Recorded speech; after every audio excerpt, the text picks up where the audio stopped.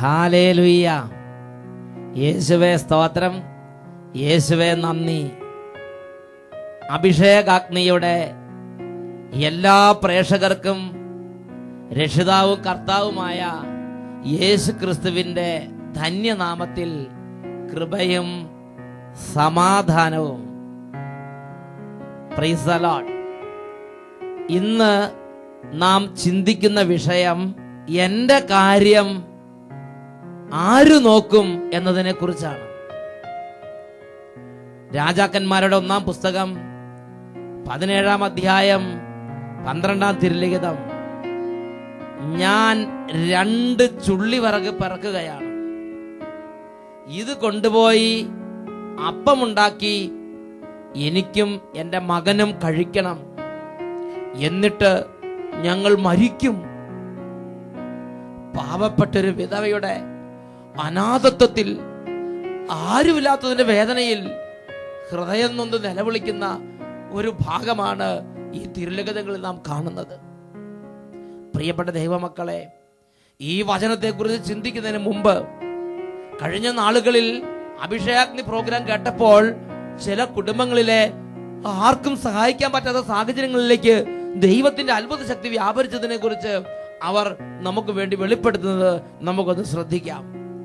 അയർലൻഡിലുള്ള സിജോ മായ ദമ്പതികൾ അയർലൻഡിലെ ഡബ്ലിനിൽ നിന്ന് എഴുതുന്നതാണ് ഇന്ന് നിങ്ങളുടെ ശ്രദ്ധയിലേക്ക് കൊണ്ടുവരുന്നത്. ഞങ്ങൾക്ക് കഴിഞ്ഞ ഒക്ടോബർ മാസത്തിൽ 2009 ഒക്ടോബർ മാസത്തിൽ ഒരു പെൺകുഞ്ഞ് ജനിച്ചു.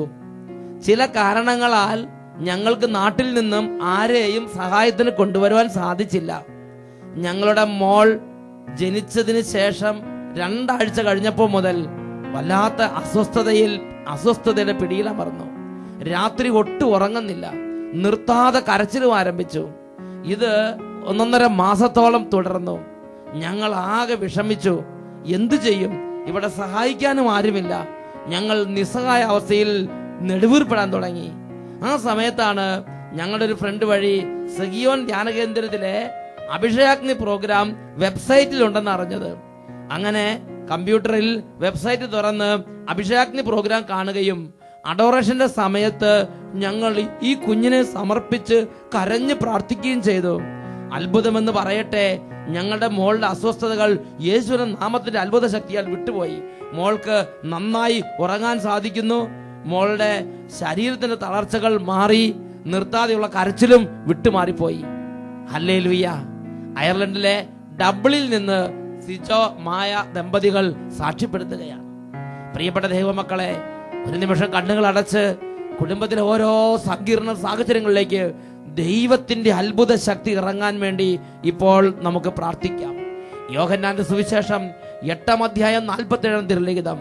ദൈവത്തിൽ നിന്നുള്ളവൻ ദൈവത്തിന്റെ വാക്ക് ശ്രവിക്കുന്നു.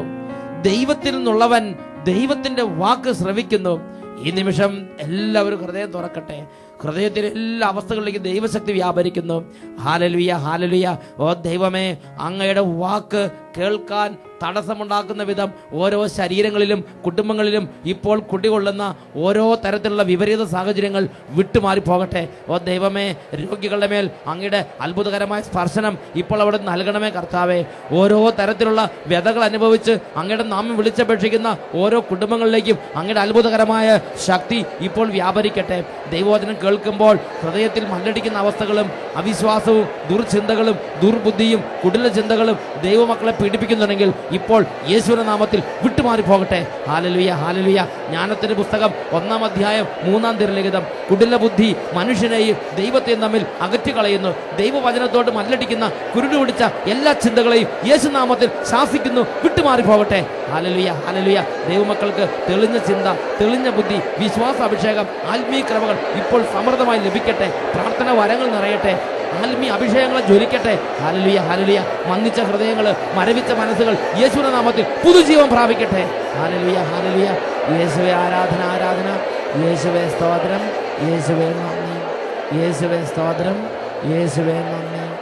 യേശുവേ സ്തോത്രം, യേശുവേ ആരാധന. Praise the Lord. ഹല്ലേലൂയ. രാജാക്കന്മാരുടെ 1-ാം പുസ്തകത്തിൽ 17-ാം അധ്യായത്തിൽ ഏലിയ പ്രവാചകൻ സറപ്തായിലെ വിധവയുടെ അടുത്തേക്ക് ദൈവത്താൽ അയക്കപ്പെടുന്ന രംഗം എഴുതപ്പെട്ടിരിക്കുകയാണ്.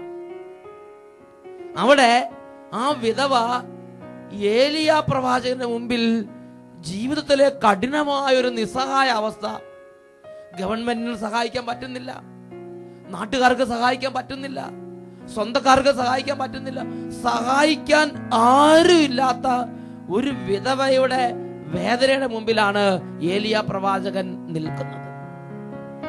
ആ വിധവ തന്റെ നിസ്സഹായ അവസ്ഥയുടെ നടുവിൽ ഏലിയ പ്രവാചകനോട് പറയുകയാണ്, പ്രഭോ, ഞാൻ 2 ചുള്ളിവിറക് പിറക്കുകയാണ്. ഇത് കൊണ്ടുചെന്ന് അപ്പമുണ്ടാക്കി എനിക്കും എന്റെ മകനും കഴിക്കണം, എന്നിട്ട് ഞങ്ങൾ മരിക്കും. ഇതിനപ്പുറത്തേക്ക് ഇനി ജീവിക്കാൻ ഞങ്ങൾക്ക് യാതൊരു വകയുമില്ല. ആ കുടുംബത്തിന്റെ കഠിനമായ തകർച്ച പ്രവാചകന് മുമ്പിൽ വെളിപ്പെടുത്തുകയാണ്. ഇത് കേട്ടപ്പോൾ പ്രവാചകൻ ആ തകർന്ന കുടുംബത്തിന് രക്ഷയുടെ ഒരു വഴി നിർദ്ദേശിച്ചു കൊടുക്കുകയാണ്. ദൈവത്തിന്റെ ആത്മാവ് വെളിപ്പെടുത്തി കൊടുത്ത സംഗതി പ്രവാചകൻ ആ വിധവയോട് പറയുകയാണ്. അതാണ് രാജാക്കന്മാരുടെ 1-ാം പുസ്തകം 17-ാം അധ്യായം അതിൽ 13-ാം തിരുലിഖിതം. നീ പോയി ആദ്യം ഒരു ചെറിയ അപ്പം ഉണ്ടാക്കി എനിക്ക് കൊണ്ടുവന്ന് തരിക, പിന്നെ നീയും നിന്റെ മകനും അപ്പം ഉണ്ടാക്കി കഴിക്കുക. പ്രിയപ്പെട്ട ദൈവമക്കളെ, ഈ സമയത്ത് ആ വിധവയുടെ മനസ്സിൽ കടന്നു വരാൻ സാധ്യതയുള്ള ചിന്തകൾ നിങ്ങളുടെ മനസ്സിൽ കൊണ്ടുവരിക. ആ പാവപ്പെട്ട വിധവ ഒരുപാട് നാളുകളായി ഒന്നുമില്ലാതെ പട്ടിണി കിടക്കുകയാണ്. ഈ സമയത്ത് ആരും അവരെ സഹായിക്കാനില്ല. ഒരു പിടി മാവ് ആരെങ്കിലും വന്നാൽ ഒരു അവസാനത്തെ പിടി എന്ന നിലയ്ക്ക് ഒരല്പം മാവ് എടുത്ത് സൂക്ഷിച്ചു വെച്ചിട്ടുണ്ട്. പട്ടിണി കിടന്ന് ഇവർ നരകിക്കുകയാണ്. അവസാനത്തെ കൈ ഇവർ രണ്ടുപേരും, വിധവയും വിധവയുടെ കുഞ്ഞും തളർന്ന് അവശരായി. ഒരു കാര്യം വിധവയ്ക്ക് മനസ്സിലായി, ഇനി പിടിച്ചു നിൽക്കാൻ നിവൃത്തിയില്ല, ഇനി മരിക്കും. മരിക്കുന്നതിന് മുമ്പ് അവസാനത്തെ ആഗ്രഹമാണ് ഈ ബാക്കിയുള്ള ഒരു പിടി മാവ് കൊണ്ട് അപ്പം ഉണ്ടാക്കി കഴിച്ചിട്ട് മരിക്കണം. അങ്ങനെ അറ്റത്തെത്തി നിൽക്കുന്ന ഈ വിധവയോടാണ് പ്രവാചകൻ പറയണത്, നീ ആദ്യം ഒരു അപ്പം ഉണ്ടാക്കി എനിക്ക് കൊണ്ടുവന്ന് തരിക, പിന്നെ നീ നിന്റെ മകനും അപ്പം ഉണ്ടാക്കി കഴിക്കുക. സ്വാഭാവികമായും പല പ്രയാസങ്ങൾ വരാം. ഈ അവസാനത്തെ ഈ തകർന്ന അവസ്ഥയിലാണല്ലോ ഇപ്പോൾ ഇങ്ങനെയൊക്കെ പറയാൻ തോന്നുന്നത്. ഈ അപ്പം ഉണ്ടാക്കി കൊടുത്താൽ ഇനി എന്റെ ഈ കുഞ്ഞിന്റെ കാര്യം ആര് നോക്കും? ഈ കുഞ്ഞിന്റെ കാര്യം ആര് നോക്കും? എന്റെ കാര്യം ആര് നോക്കും? ഇങ്ങനെ ഒരുപാട് തരത്തിലുള്ള നിസ്സഹായ അവസ്ഥയുടെയും സങ്കടത്തിന്റെയും മനോവിഷമത്തിന്റെയും ചിന്തകൾ ആ മനസ്സിലൂടെ കടന്നു പോയിരിക്കാം. എന്നാൽ പ്രിയപ്പെട്ട സഹോദരങ്ങളെ, എന്റെ കാര്യം ആര് നോക്കും? എന്റെ കുഞ്ഞിന്റെ കാര്യം ആര് നോക്കും? എന്റെ കുഞ്ഞിന് അവസാനമായിട്ട് ഒരു തരി ഭക്ഷണം വെച്ചു കൊടുത്ത് മരിക്കാൻ പോലും അനുവദിക്കുന്നില്ലല്ലോ. ഇങ്ങനെയൊന്നും ആ വിധവ വേദനയുടെ ചിന്തയൊന്നും മനസ്സിൽ വെച്ചതായിട്ട് ബൈബിളിൽ കാണുന്നില്ല.